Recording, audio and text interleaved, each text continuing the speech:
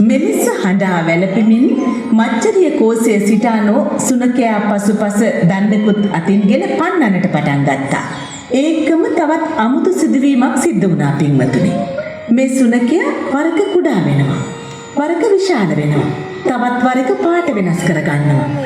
කළු, සුදු, දුඹුරු ඔන්න ඔය වගේ.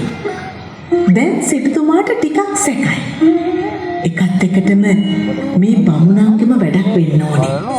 මේම හිතපු සිටුතුමා සුනකයා පසුපස හැඹීම නතර කර ඒ ගැන බමුණන්ගෙන් කරුණු විමසා සිටියා.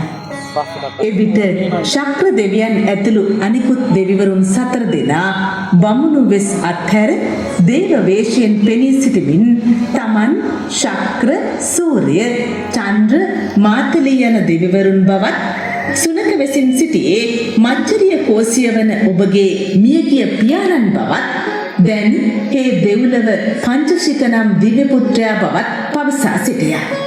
තවද තමන් 5 දෙනා මෙලෙස මනුලොවට වැඩම කරවූයේ කුදෙක්ම කිරිපිඩු වැළඳීමට නොව මච්චරීය කෝසිය වන ඔබව දැහැමි පුද්ගලයෙකු කරවීමට ඉටාගෙන බවත් පවසා දානයේ අනුහස්ද පෙන්වා දී තමන් මෙලෙස දිව්‍ය ආත්ම ලැබ දිව්‍ය සම්පත් වළඳිනුයේ දානයේ ආනිසංස නිසාවෙන් බවත් පවසා තවත් බොහෝ දහම් කරුණු දේශනා කොට නැවත සියලු දෙනා ශක්‍ර භවන වෙත වැඩම කළා පින්වතුනි.